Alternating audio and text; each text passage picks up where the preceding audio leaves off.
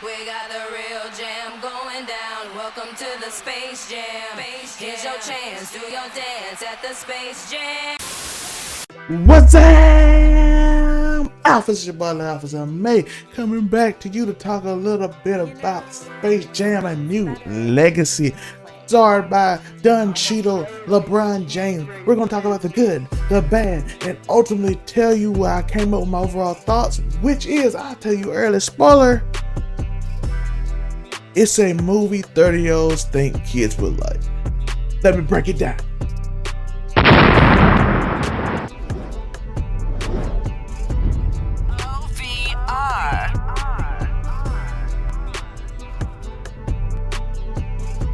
What's up, Alphas? Again, it's your boy, Alphas Zelmae. We are on Monday Morning Quarterback, the newest show every Monday morning. We also have Keeping 99 every Tuesday.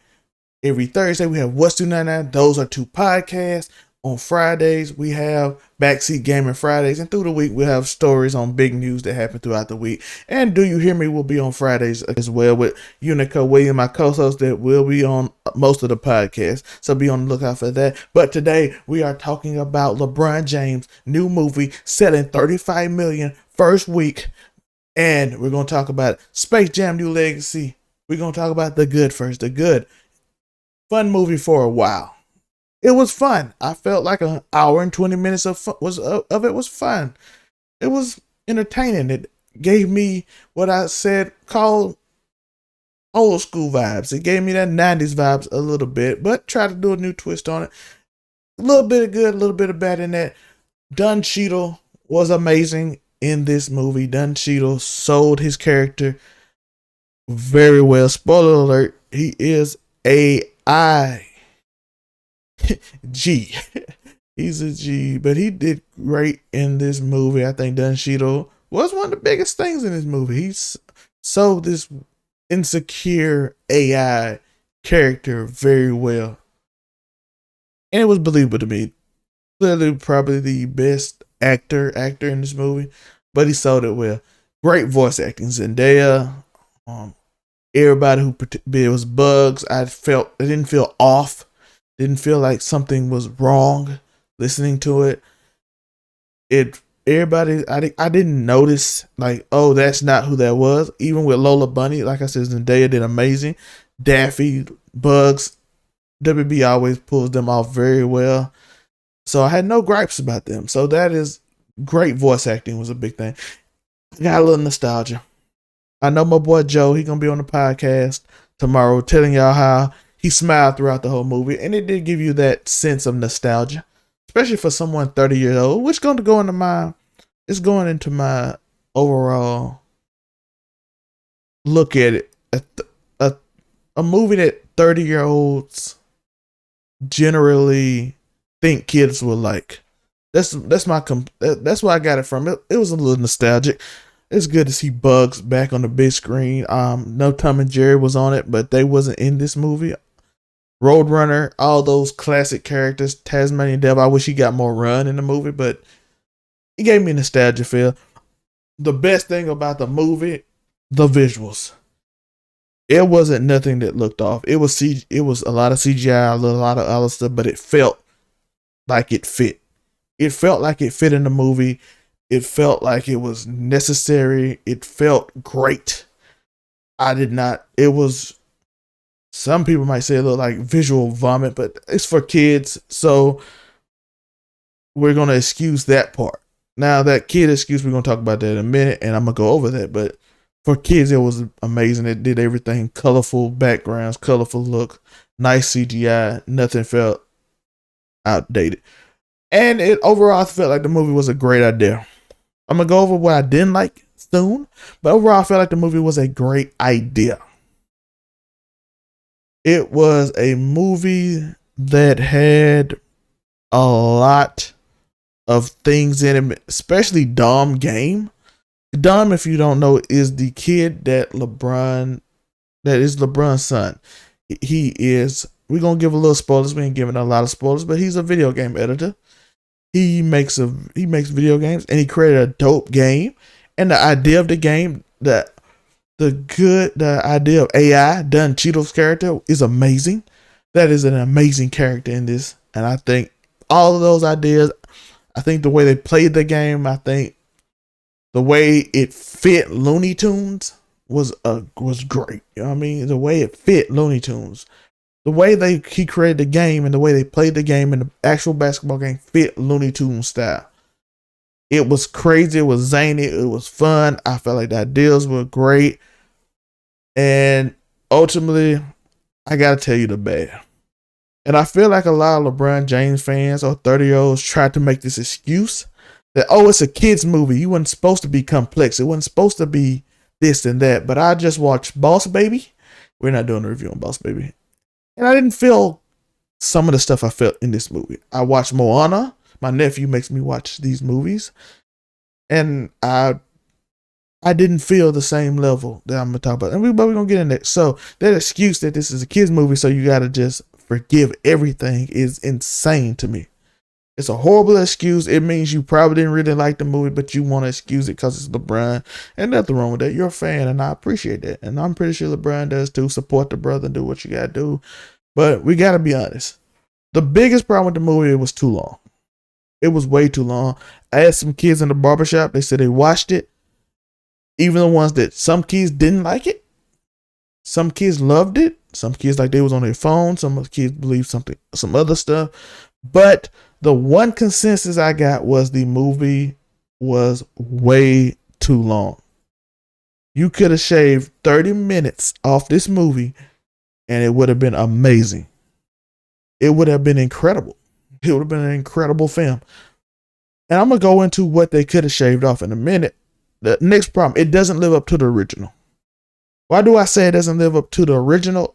It didn't live up to that feeling for the kids now that I felt like it did when Michael Jordan was. Not that Space Jam was necessarily a better movie, even though I thought it was personally, but for me, Looney Tunes is what we grew up on. If you're 30 years old or 28 or 25, you probably grew up on Looney Tunes.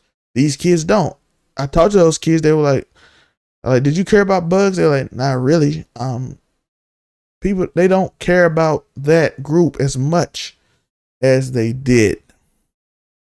So it's not going to have the same feel for somebody who, when I was 1-2 years old watching Bugs Bunny, enjoyed it, when kids watching Paw Patrol now, and you don't have those same characters they connect with in the same way. It's cool seeing Bugs Bunny, but it's not going to connect with us. So even if you thought the movie was better, it's not going to connect long term the way Space Jam did. And the music from the Space Jam era, the original, was 90s music. So you grew up on that music.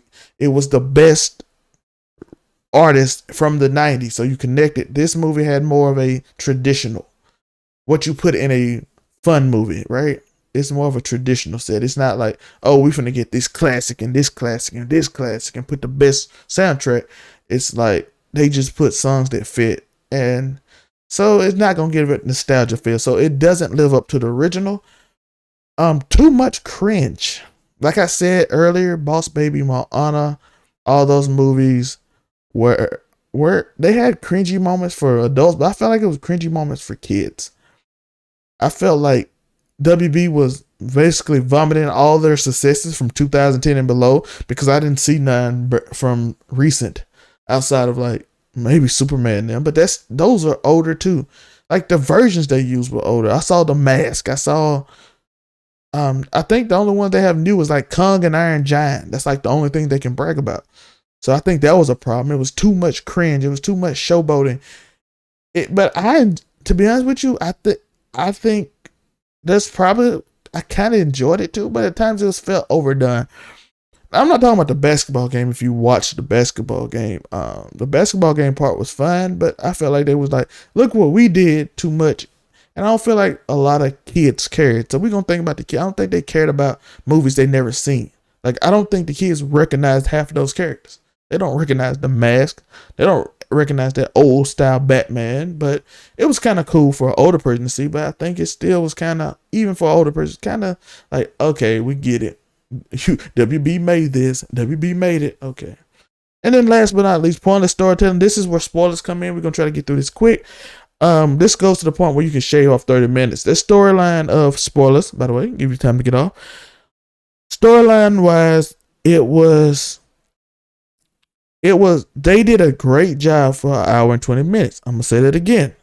But 30 minutes of it, this narrative that LeBron is a 30-year-old man telling his son that video games distract you from real hard work is something, again, the whole point of the video. This is the biggest point. Something that they would have told me when I was growing up. Most 30-year-olds play video games now. It felt off. It felt awkward. It felt like it was a pointless story. I felt like if they took that part off, we don't have fun. We work hard. If they took that part off, it would have been amazing. You take the beginning scene when LeBron is playing the Game Boy on the sideline. First off, who randomly gives somebody a Game Boy on the sideline? Who does that? No one does that. But he had it. Then he missed a game-winning shot, and it taught him a lesson that he can't be distracted by video games. I'm like, that is the epitome of a 30-year-old thinking what kids like, because they don't relate to that. What kid related? I was in a call with 15-year-olds, and they were like, ugh, that's cringe. Like, because they don't live that. Ninja's successful. All these streamers are successful. These video game people since 2013 has been making money on YouTube, doing YouTube things. So pretending like that was a thing came off as so cringe. Especially since LeBron and his brother is part of Faves and all this stuff. It came off inauthentic. It came off pointless. It came off like 30-year-old me thinking kids gonna relate to that subject of choose your own path, because it affected us.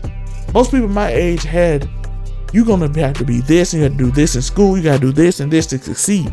Nowadays kids got more options. Bronny make what, how much Bronny make off Twitch? He probably makes in the thousands, if I'm not wrong.